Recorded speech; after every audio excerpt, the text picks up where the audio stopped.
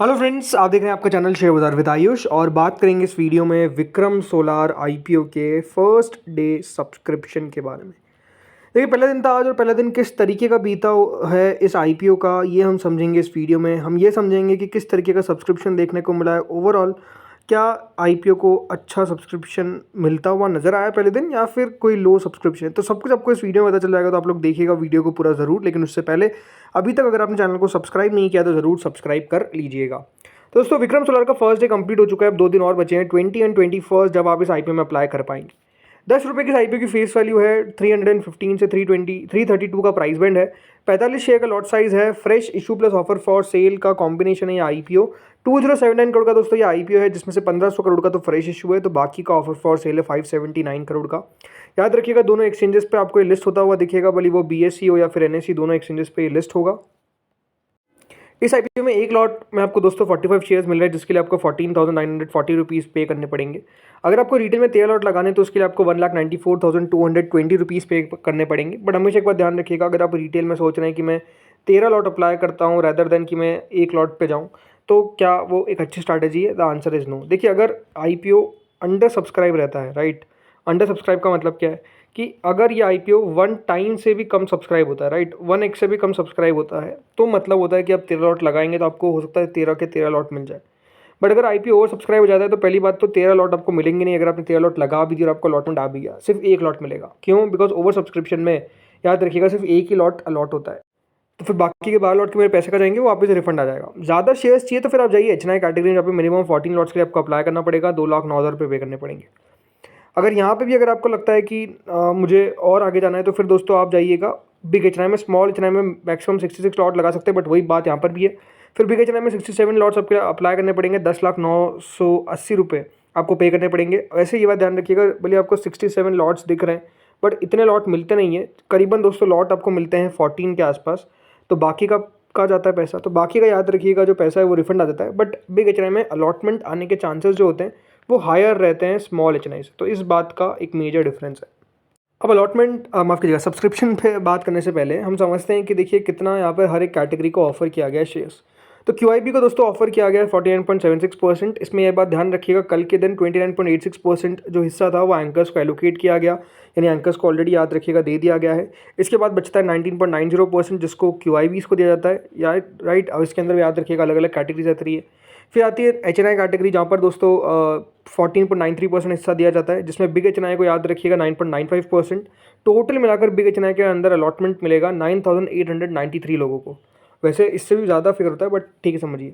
फिर आता है दोस्तों स्मॉल एचएनआई कैटेगरी, जहाँ पर मिनिमम याद रखिएगा 2 लाख का बिड होता है, 2 लाख से ऊपर का, और मैक्सिमम आप 10 लाख से कुछ नीचे का लगा सकते हैं, और यहाँ पर 4,946 लोगों को अलॉटमेंट मिलता है। फिर आती है रिटेल कैटेगरी, जिसको ऑलमोस्ट 35% हिस्सा दिया गया है, जहाँ पे 4,84,792 लोगों को अलॉटमेंट आएगा। एम्प्लॉय कैटेगरी को अलॉटमेंट मिलेगा करीबन 0.48% हिस्सा उनके लिए रखा गया है, और इस तरीके से पूरे 100% का डिवीजन किया गया है। अब चलिए आते हैं सब्सक्रिप्शन पे।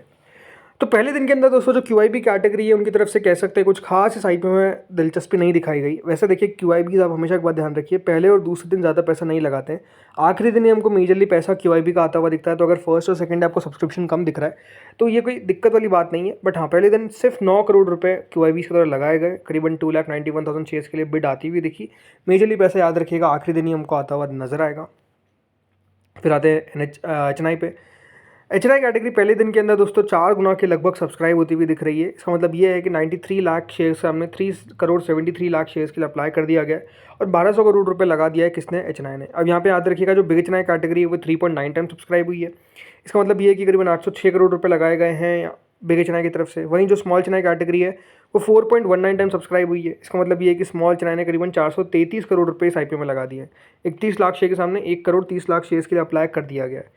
फिर आती है दोस्तों रिटेल कैटेगरी, जो सब्सक्राइब हो चुकी है 1.43 टाइम्स। इसका मतलब क्या है कि देखिए 2,18,00,000 शेयर ऑफर किए गए थे और 3,12,00,000 शेयर के लिए बिड हमको आती हुई नजर आई, यानी कुल मिलाकर 1,035 करोड़ रुपीज़ अभी तक किसकी तरफ से आ चुके हैं? रिटेल की तरफ से, यानी एचएनआई कैटेगरी हो या रिटेल कैटेगरी हो, राइट। सब्सक्रिप्शन अगर आप देखेंगे तो डेफिनेटली आता हुआ नजर आ रहा है, बढ़िया आता हुआ दिख रहा है। ओवरऑल फुल्ली सब्सक्राइब कर दिया गया है किन के द्वारा? इन दोनों कैटेगरीज के द्वारा।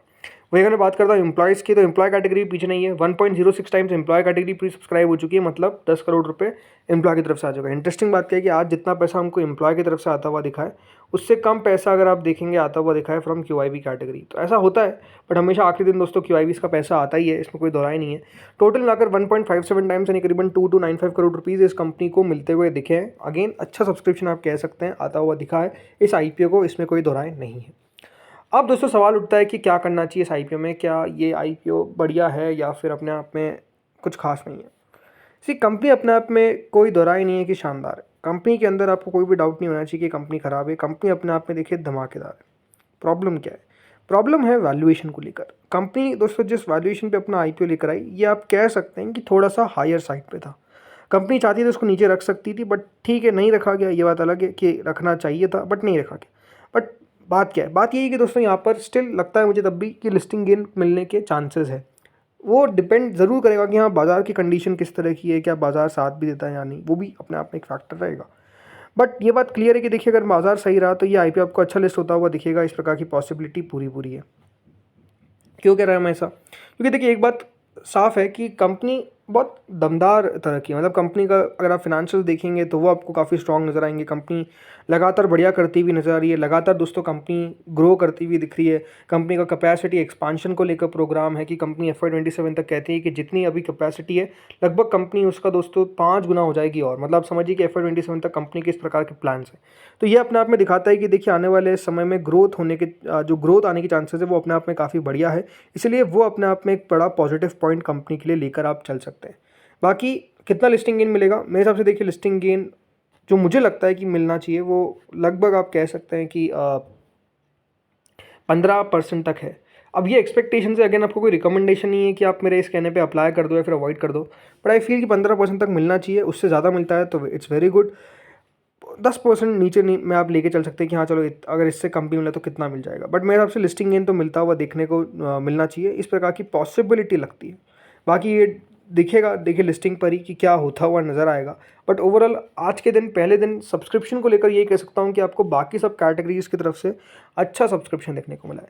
QIB को छोड़ देते ना, QIB वैसे ही पहले दिन अप्लाई नहीं करते तो उसको ज़्यादा देखना भी नहीं चाहिए, बाकी कैटेगरीज को देखना चाहिए। तो बाकी कैटेगरीज अगर आप नोटिस करेंगे तो काफ़ी दमदार तरीके से बढ़ती हुई दिखी है, जो दिखाता है कि सबका रिस्पॉन्स तो आता हुआ नज़र आ ही रहा है, राइट। तो वो अपने आप में एक पॉजिटिव पॉइंट साफ साफ दिखता है।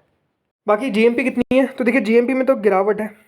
GMP जो चल रही थी दोस्तों एक समय पे 70 रुपीज़ तक, वो अब आ चुकी है 47, which is a low, right.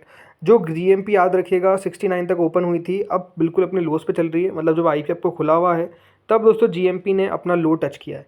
अब ये कहने वाली बात है कि क्या ये यहाँ से और नीचे आ सकती है? तो जा भी सकती है, कोई बड़ी बात तो नहीं है।